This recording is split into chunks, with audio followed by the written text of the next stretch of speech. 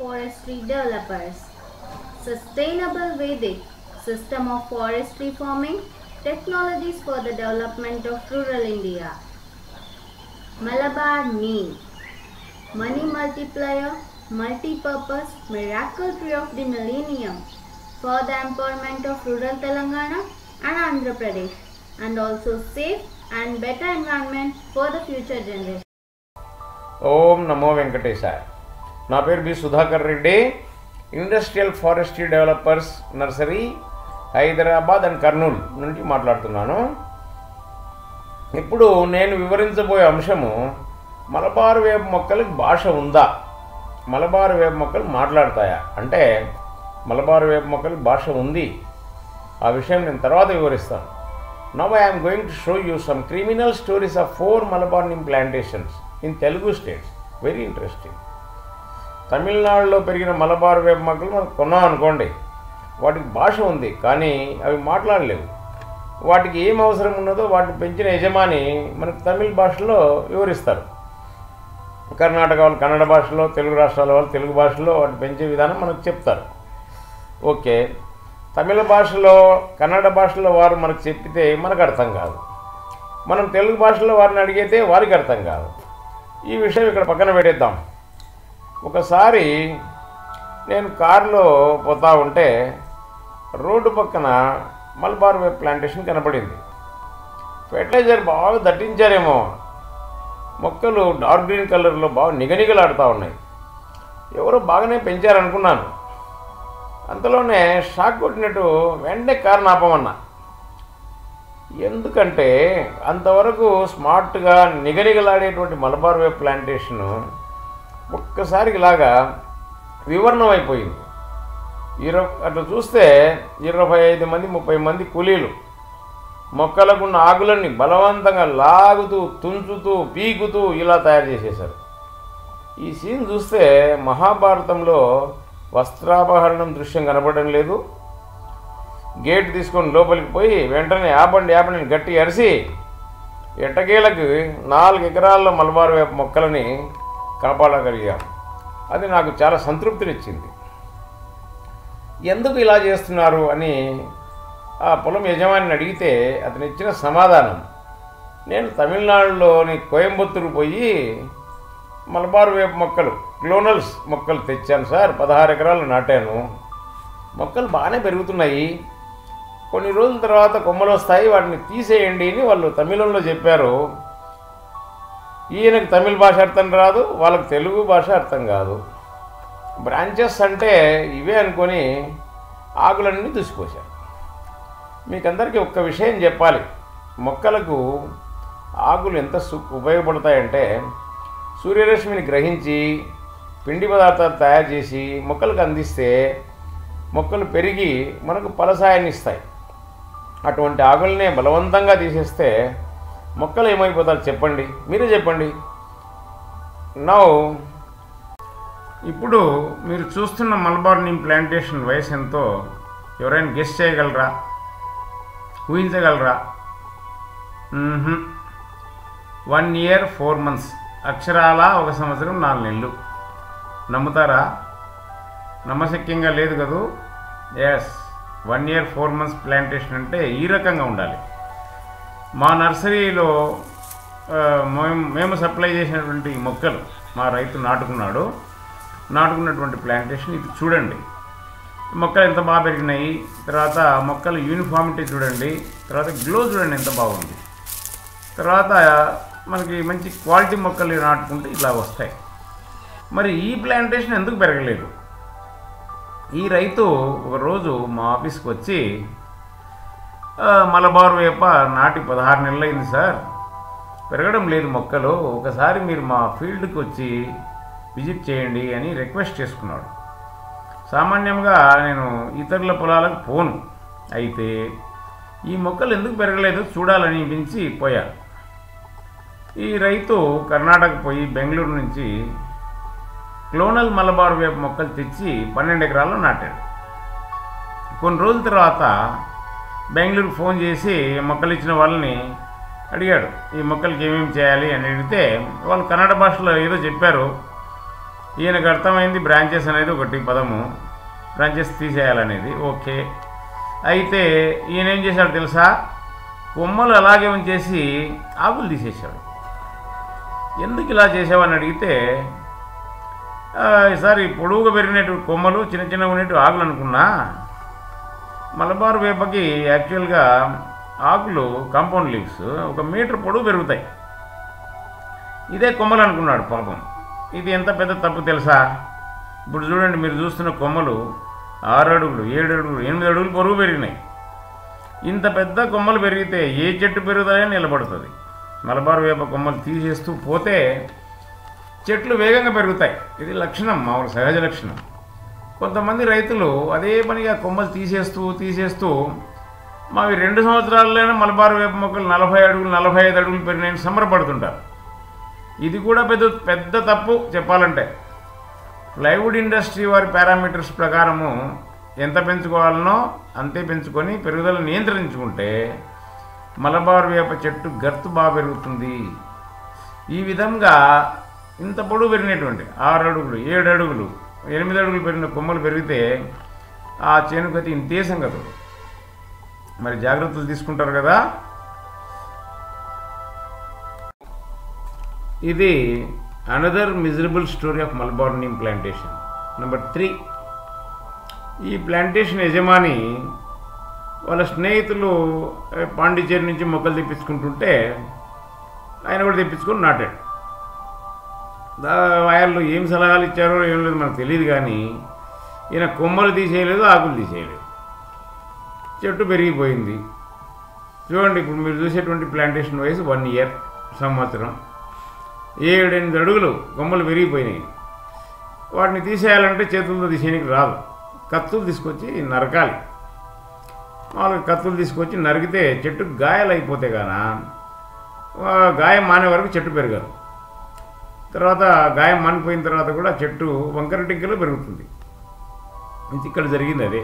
మామూలుగా అయితే మలబార్ వేప స్ట్రైట్ రౌండ్ సిలిండ్రికల్ స్టెమ్ ఈ విధంగా పెరగాలి. ఈ ప్లాంటేషన్ ఎలా ఉందో అలా పెరగాలి. మరి ఇదేంటి అష్టావక్రులాగా వంకలు పెరిగింది అంటే, అందుకే అంటారు చూడండి, గోటితో పోయేదానికి గొడ్డలి కావాలనా అని. మరి ఇటువంటిప్పుడు కావాల్సిందే వస్తుంది. ఇప్పుడు రైతు సోదరులారా, మీరు మా నర్సరీలో పెరుగుతున్న మొక్కలు తీసుకోండి, నాటుకోండి. మీకు ఇటువంటి సమస్యలు రాకుండా ఎప్పటికెప్పుడు సలహాలు సూచనలు ఉచితంగానే తెలుగులోనే ఇస్తాం. The tragic story of Malabar neem plantation. ఇది హృదయ విదారక మలబార్ వేప విషాద గాథ. ఒకరోజు నేను కార్లో పోతా ఉంటే అనుకోకుండా రోడ్ సైడ్లో ఒక 30 ఎకరాల ప్లాంటేషన్ చూడడం జరిగింది. చుట్టూ ఫెన్సింగ్ వేశారు, పెద్ద గేట్ పెట్టినారు. చూద్దామని పోయాను. అప్పుడు మలబార్ వేప నాటి 80 రోజులైంది. అందులో మొక్కలు బాగానే ఉన్నాయి.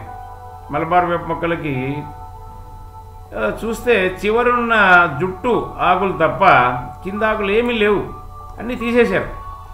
ఎందుకు ఇలా ఆకులు తీసేశారని అక్కడ కూలీలను అడిగితే మా సార్ వాళ్ళు క్రమం తప్పకుండా వచ్చిన కొమ్మలను వచ్చినట్టు తీసేయమని చెప్పారు. అందుకే మేము ఇలా తీసేసినాం సార్ అన్నారు. ఈ వయసులో కొమ్మలే రావు, మరి కొమ్మలు అనుకొని ఆకులన్నీ కూలీలు పీకి పారేశారు. ఇది పెద్ద తప్పు. మరి తక్కువ ధరకు మొక్కలు దొరుకుతున్నాయనుకున్నారో ఏమో, కర్ణాటకలోని మైసూరుకు పోయి క్లోనల్ మలబార్ వేప మొక్కలు తెచ్చి 30 ఎకరాల్లో నాటుకున్నారు. మొక్కలు ఇచ్చిన వాళ్ళు కన్నడ భాషలో ఏం చెప్పారో వీరికి ఏమర్థమైందో నాకు తెలియదు, కానీ చిన్న చిన్న మొక్కలని జాలి కరుణ దయ ఏమీ లేకుండా బలవంతంగా వచ్చిన ఆకులను వచ్చినట్టు పీకేశారు. ఇది పెద్ద తప్పు, క్రూరమైన చర్య. పొలం యజమానికి ఇట్లా ఆకులు తీసేయడం మంచిది కాదు అని తెలియజేయమని నేను కూలీలకు చెప్పాను. అయినా ఆకులు తీయడం మానలేదు, మరి ఎందుకో నాకు తెలియదు. ఇప్పుడు మీరు చూస్తున్న మొక్కల వయసు 80 రోజులు.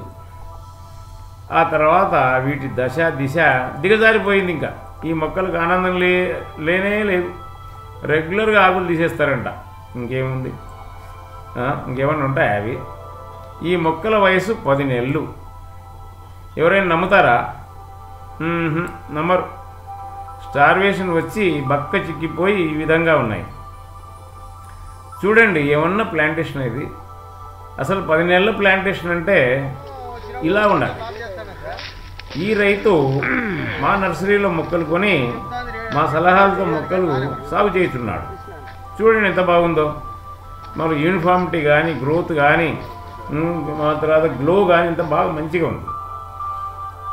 అప్పుడప్పుడు ఈ ప్లాంటేషన్ చూస్తూనే ఉన్నాను, గమనిస్తూనే ఉన్నాను డెవలప్మెంట్ ఎలా ఉంది, ఏంటి, ఏం కదా అని. కానీ వాళ్ళు ఆకులు మాత్రం తీయడం మానలేదు, వాళ్ళు పీకేస్తానే ఉన్నారు. ప్రస్తుతము ఈ ప్లాంటేషన్ వయసు 1 year 6 months, అక్షరాల 1 సంవత్సరం 6 నెలలు. ఇది నిజం. కానీ 1 year 6 months ప్లాంటేషన్ అంటే ఇలా కాదు ఉండాల్సింది. చూడండి, ఇట్లా ఉండాలి. ఇది ఈ ప్లాంటేషన్, మీరు చూస్తున్న ప్లాంటేషను మా దగ్గర మలబార్ వేప మొక్కలు కొని 33 ఎకరాల్లో ఈ రైతు సాగు చేస్తున్నాడు. చూడండి, యూనిఫామిటీ కానీ, గ్రోత్ అండ్ డెవలప్మెంట్ కానీ, గ్లో కానీ మొక్కల్లో మీరు గమనించండి ఎంత బాగుంది. ఈ రకంగా ఉండాలి. ఈ రకంగా ఉంటే రైతుకు ఆనందం, మాకు ఆనందం. మరి ఈ ప్లాంటేషన్ ఎందుకు ఇలా ఉంది?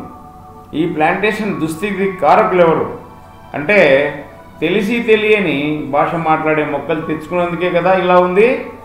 అందుకే అంటారు గురువు లేని విద్య గుడ్డి విద్య అని. వీరికి మొక్కలు ఇచ్చిన వాళ్ళు సరైన సలహాలు, సూచనలు తెలుగులో ఇచ్చి ఉంటే ఇంతటి ఘోరం జరిగి ఉండేది కాదు కదా. కాబట్టి రైతు సోదరులారా ఆలోచించండి. మొక్కలు ఇచ్చిన వాళ్ళ దగ్గర నుంచి సలహాలు తీసుకోవడం వల్ల లాభాలేంటి, తీసుకోకపోతే నష్టాలేంటి అనేది మీరు బేరీజు వేసుకొని మొక్కలు తీసుకోండి, మలబార్ వేప సాగు చేయండి.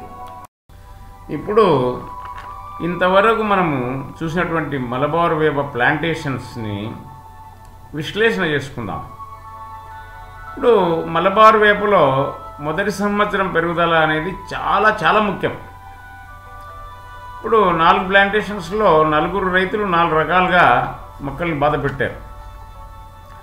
మొట్టమొదటి ఒక రైతు కొమ్మలు తీసేయమంటే ఆకులు కొమ్మలు గుర్తుపట్టలేక మొత్తం దుసిపోసాడు. దానివల్ల పెరుగుదల దెబ్బతింటుంది.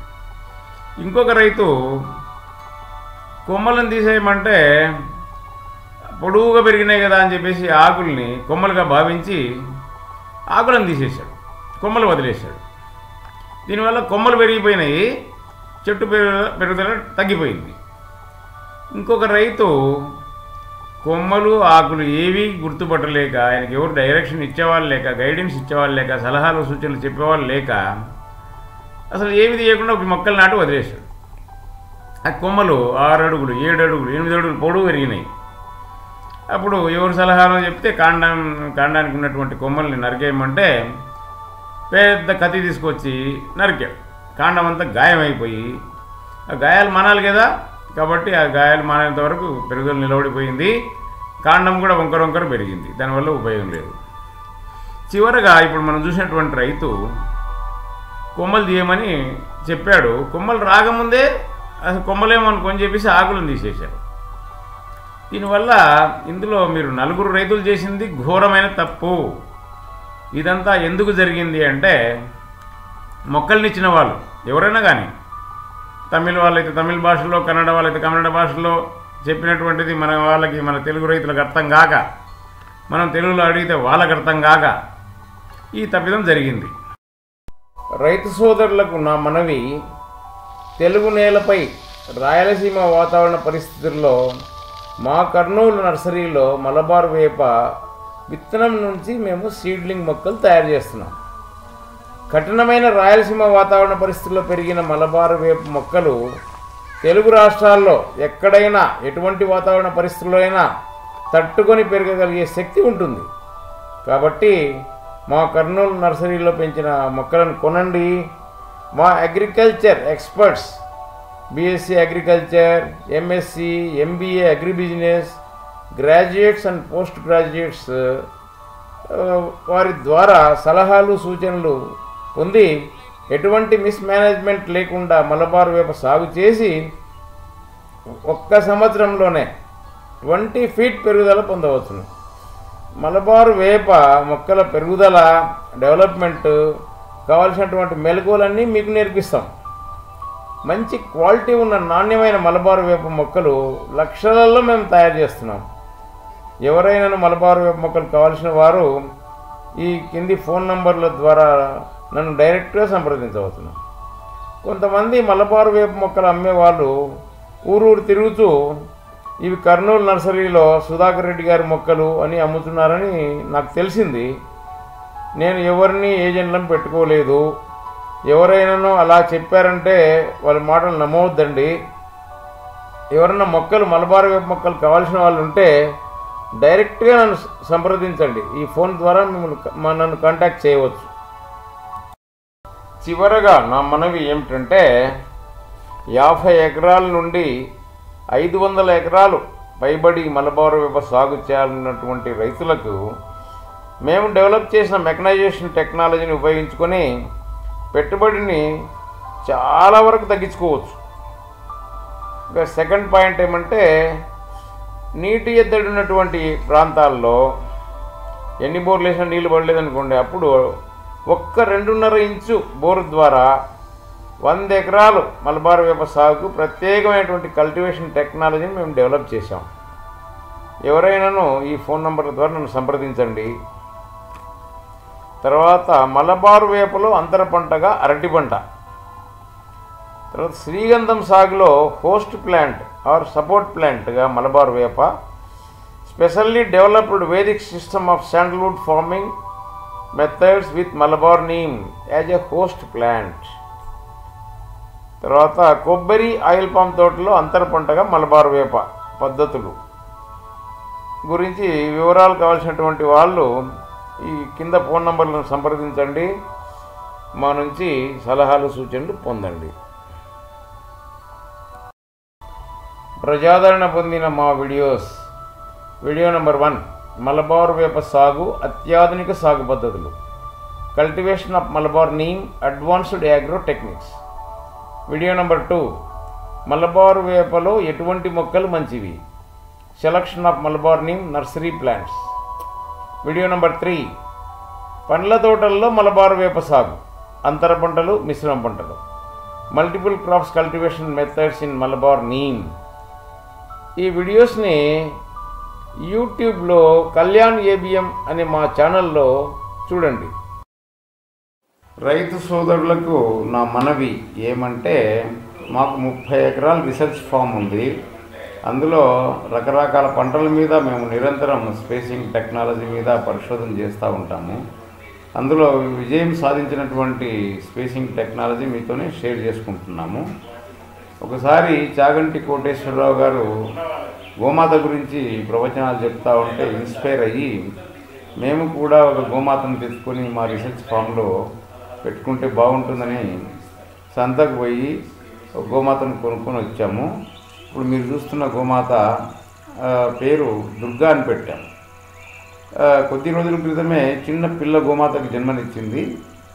దాని పేరు లక్ష్మి అని పెట్టాము. సంవత్సరంన్నర క్రితము ఈ తెల్ల గోమాతకు జన్మనిచ్చింది. ఆమె పేరు శారద అని పెట్టాము. అంటే ఈ గోమాతలు మా ఫామ్లో అడుగు పెట్టినప్పటి నుంచి మాకు విజయాలే జయాలు. సక్సెస్ రేట్ 95% పెరిగింది. ఈ మధ్యనే మేము ఒక 2 ఇన్నోవేటివ్ ఫారెస్ట్రీ ప్రాజెక్ట్స్ మేము విజయవంతంగా పూర్తి చేయగలిగాము. దక్షిణ భారతదేశంలోనే మొట్టమొదటిసారి మేము విజయం సాధించినటువంటి ప్రాజెక్ట్స్ అవి. కాబట్టి మాకు చాలా హ్యాపీగా ఉంది.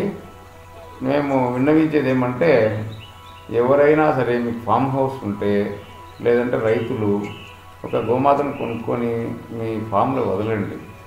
గోమాత గిట్టల్లో అమృత బిందువులు ఉంటాయనేటువంటి వేదోక్తి ఉంది. గోమాత మీ ఫామ్లో తిరిగితే చాలు, మీకు గోమాత ఆశీర్వాదం మీకు మీ కుటుంబానికి ఉంటుంది. మీరు ఇండియాలో ఉన్నా, ఇటలీలో ఉన్నా, జర్మనీలో ఉన్నా, జపాన్లో ఉన్నా, అమెరికాలో ఉన్నా, ఆస్ట్రేలియాలో ఉన్నా కూడా గోమాత ఆశీర్వాదం ఉంటుంది. మీకు మీ కుటుంబానికి అంతా క్షేమంగా జరుగుతుంది. కాబట్టి రైతు సోదరులంతా కూడా నా యొక్క విన్నపాన్ని మన్నించి గోమాతను కాపాడండి. గోమాత నుంచి ఆశీర్వాదం పొందండి, మీరు కూడా బాగుంటారు. జై శ్రీరామ్, జై శ్రీరామ్, జై శ్రీరామ్.